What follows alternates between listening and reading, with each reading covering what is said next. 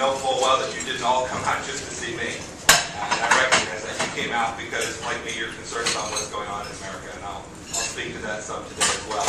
I want to thank you all for the blessings today, too. As we run for office and we step out, there are lots of challenges, personal and otherwise, and I appreciate having that blessing set for me today. I'll begin here really simply, and that's the way I want to talk to you today. I have a prepared speech, but I've talked to enough folks this morning. I'm going to vary from that just a little bit. I am running for Congress, and I want to give you the bottom line, because I think today, with all the challenges we face, that's what we all need. I'm running for Congress because I truly do believe that our federal elected officials have fundamentally lost their way, have become disconnected from our United States Constitution, and frankly don't understand the challenges we face here in the 4th District of Kansas. And I'll add to that, I think I have the experiences, and I know I have the work ethic, integrity, and willingness to fight hard to try and bring that back, to bring it back to a place in the country that we all know. I tell folks as I travel around, I'm at a point in my life where I'll probably be okay. I'll probably, no matter what President Obama or Nancy Pelosi or Speaker Reed voice upon us, I'll probably find my way through. But my son Nick won't. To live in a country that looks very, very different. And for that reason, I'm willing to give up my day job and go fight for this really, really hard fight to represent all of you. I became increasingly convinced as I made my decision to run that our time to do that was limited. That we are approaching a point in our nation's history where there'll be not much turning back, where the country will just look too different. And then we'll have people going to the polls in sufficient numbers who are dependent on the federal government for their well-being. And not enough folks are willing to work hard and produce. And when you reach that point, getting a civilization back is a real challenge. And it's something I think we all know in our hearts, especially here in South Central Kansas. And it's a part of the movement that I want to go be in front of. As I travel around, these are hard economic times. We're coming up on Thanksgiving, a time that we should all count our blessings. But it's difficult out there. And I appreciate that. When I am at work, I'm still working.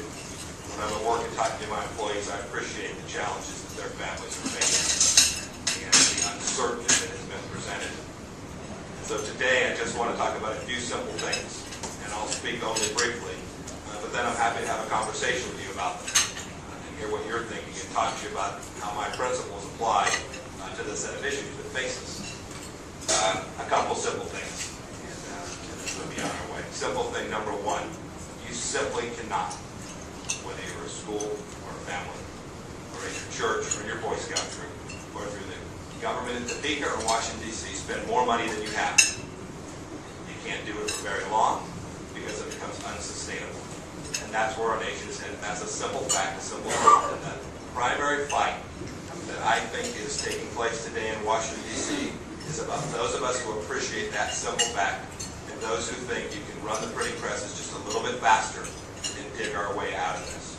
Whether you're bailing out some big company in New York or Washington, D.C., or some homeowner in California who made a bad decision, and a lender who may well have made a very bad decision to loan you that money interest only, no money down. These are the fights that are taking place in Washington, D.C. that I want to go be a part of. A simple point. I issued a press release this morning talking about earmarks. Frankly, as a total piece of the budget, a relatively small piece of what our federal government does. As a symbol for what's happened in Washington, D.C., they are incredibly important. These are earmarks. These are when a federal official steps out and says, I want this money to go to this private company, and designates it, puts it in print in a piece of legislation. I promise you, I will never do that. I will never support a piece of legislation that has it. I've heard others talk about it. There's always a caveat. There's this, and there's that, and there's otherwise. No earmarks.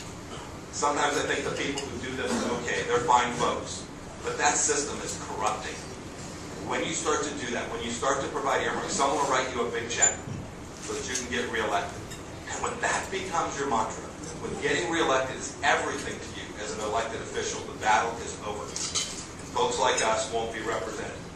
And so an important part of what I'm going there to do is put government back in its place. And earmark is just an important symbolic piece of that.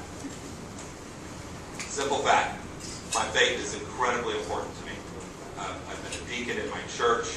I've taught 5th grade Sunday school.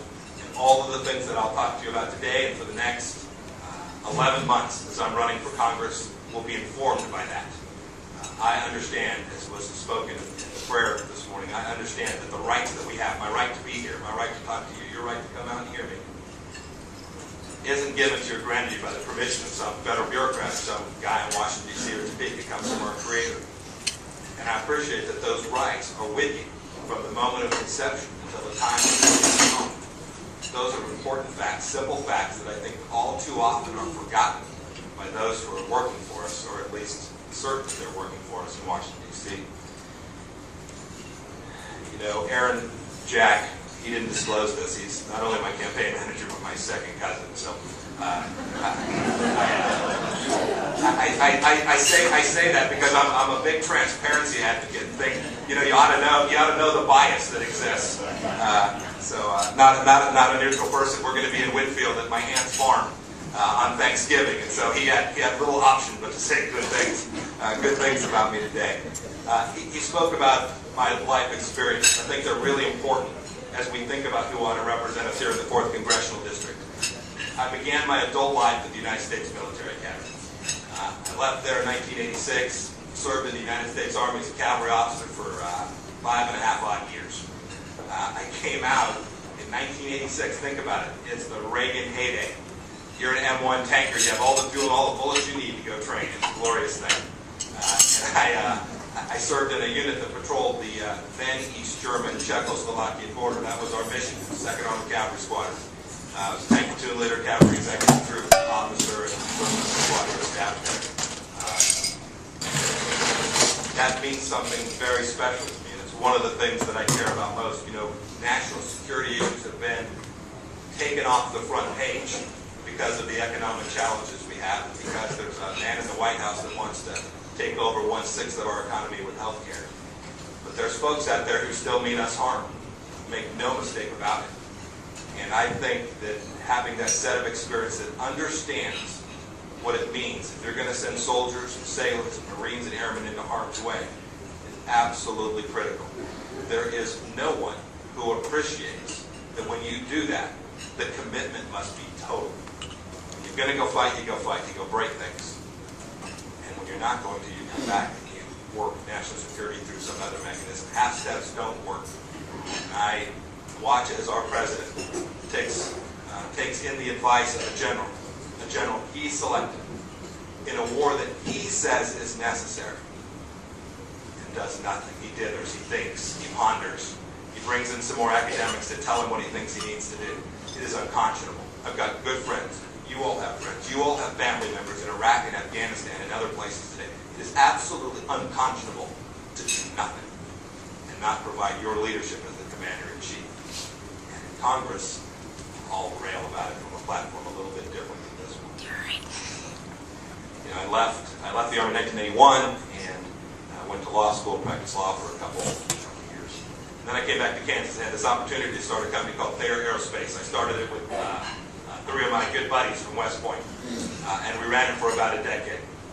And there is nothing like being part of an organization with 450 people trying to operate in a highly regulated environment to make you appreciate what an enormous job killer our federal government is, and an enormous restraint to growing jobs in the United States that our federal government is. It is absolutely the case that we have the hardest working, most talented, brightest folks here in the United States. American. It's equally the case that today we have some of the worst tax policy. We're about to get the worst health care policy, and we have the most enormous federal bureaucracy in the world.